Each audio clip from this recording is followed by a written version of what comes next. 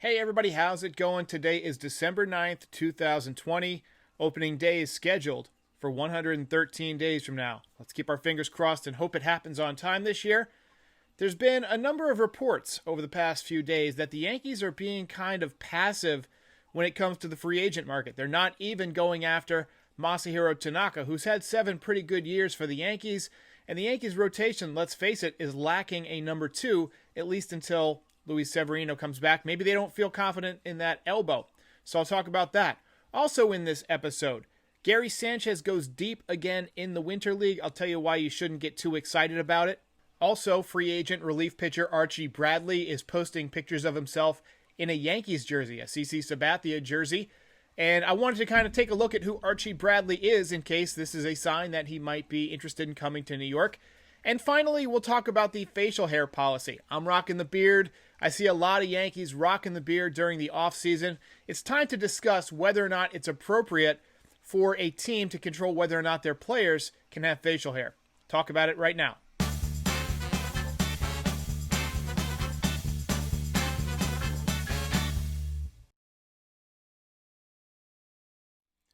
Okay, so the first thing I wanted to talk about was these reports that the Yankees are being kind of passive and not really showing much interest in the free agents that are available to them. This could be for a number of reasons. Perhaps they're focusing on trades.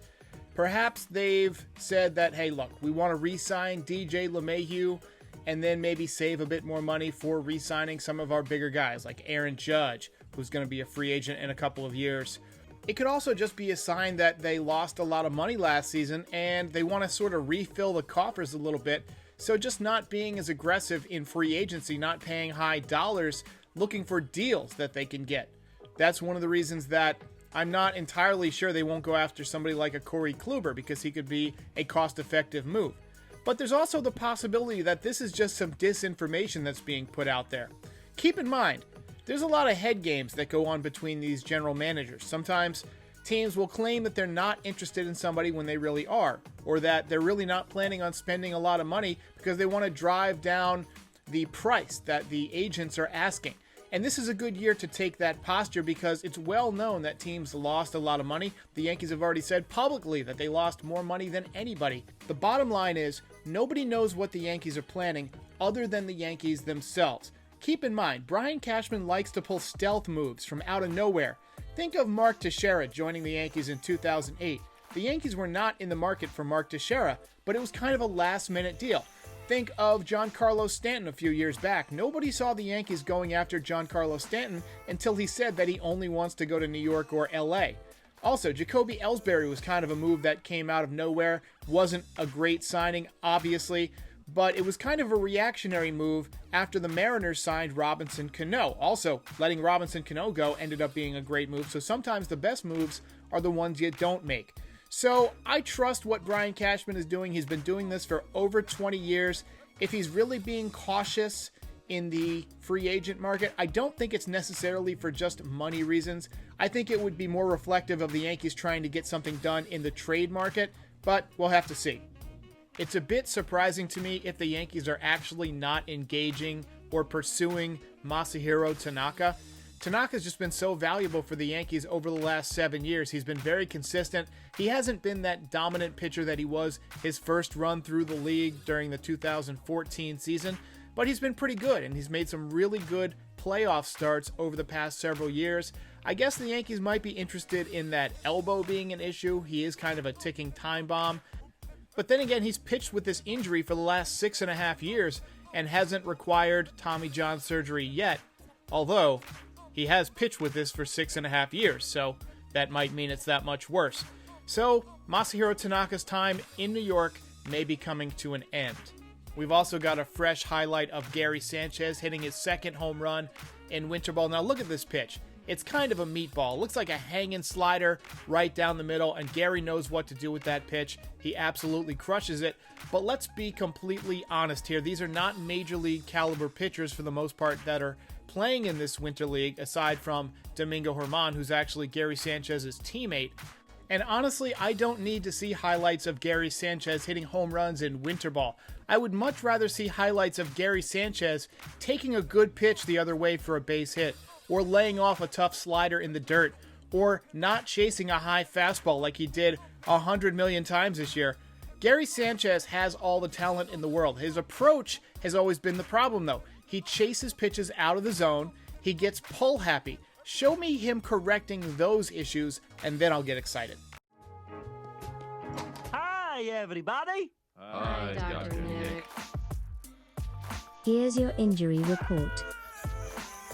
Okay, file this one under more incompetence from the Yankees training staff. Gio Urshela, who could have had surgery right after the season ended, tried to tough it out because his doctor said he didn't need surgery, but alas, he has gone in for surgery on the elbow to remove the bone spurs that kept him out for part of the 2020 season. This surgery will keep Gio Urshela out for 3 months.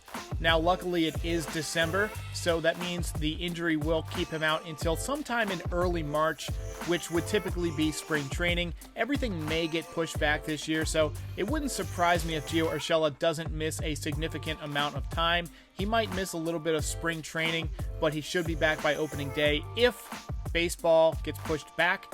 Otherwise, he should be back shortly after opening day because he'll be a bit behind everyone else in spring training.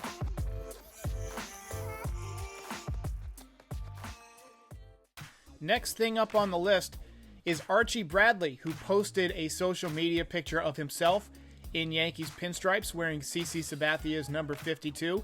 Now, some people like to read a little bit into this type of thing. He might be dropping a hint that he wants to go play for the Yankees, or that he is negotiating with the Yankees, or that he thinks he's going to sign with the Yankees. Maybe he just happened to be wearing a Yankees jersey, though. Maybe he's a big CC Sabathia fan or a big Yankees fan. He's from Broken Arrow, Oklahoma, which doesn't necessarily seem to be in the Yankees' sphere of fandom. And it's worth noting that he's a pretty good pitcher. He came up as a top prospect. He was actually a starting pitcher at the very beginning of his career. Over time, he's shifted into the bullpen, and he's become a pretty reliable reliever. He's 6'4", so he's tall, 215 pounds. He's a bigger guy. He's durable. He's strong. He's got kind of a funky windup with that big leg kick, and he comes directly over the top. He's got a good curveball, a mid-90s fastball, and I think he would be a nice pickup for the Yankees bullpen. I really hope the Yankees can find someone to take Adam Ottavino, because I'm sick of the Yankees running Ottavino out there. Maybe a guy like Bradley would be a good replacement for Ottavino. So one more topic, because this is a slow winter day, and there's not much else to talk about in Yankee land right now. I think it's time to take a good hard look at the facial hair rule. The Yankees obviously make every player who has a beard shave when they come to the Yankees, but this is a rule that hasn't always existed. This wasn't around with Babe Ruth and Lou Gehrig. I think if Babe Ruth wanted to grow a big old stuck-in-a-mine beard, he could have. And he was Babe Ruth. He could do whatever he wanted. He would eat 12 hot dogs in the dugout during the game. He was Babe Ruth. He was the man. Don't question Babe Ruth. But in 1973, George Steinbrenner instituted this rule that players had to be clean-shaven below the top lip. You can have a mustache. You can even have a handlebar mustache. Probably shouldn't cover my mouth when I'm talking into a microphone. But you can have a mustache. You just can't have really long mutton chops. You can't have a beard. You can't grow a goatee. You really can't have long hair at all, though they loosened that up a bit this year because of COVID. You know, less time sitting in the barber's chair. I guess less chances to exchange germs. But look, guys grew out their hair, and it didn't end the world, right? So I feel like it's time to let players be who they are. Just as an example, and I think this is a ridiculous example, but this is Senator Mark Kelly of Arizona being sworn in on the Senate floor. You can see that the person swearing him in is Senator Kristen Sinema. She's wearing a purple wig and a zebra print shawl. And I'm not going to get into politics because I don't like to talk about politics on this podcast, but I think the fact that people can show that much personality and dress that weird on the floor of the Senate, it's kind of changed the standards of what it means to be a professional. I think if you're a professional and you do your job well, that's what makes you a professional, not how you look. I think it's perfectly fine if somebody goes onto the baseball field and has a beard. If it doesn't affect the way you swing the bat or doesn't affect the way you run the bases, I say go for it. If you enjoyed this video, go ahead and smash the like and subscribe buttons. It helps YouTube suggest this video to other Yankees fans. Tune in all season long for series previews, post-game live streams, news, rumors, ranked lists, highlights, and long-form podcast episodes. See you next time.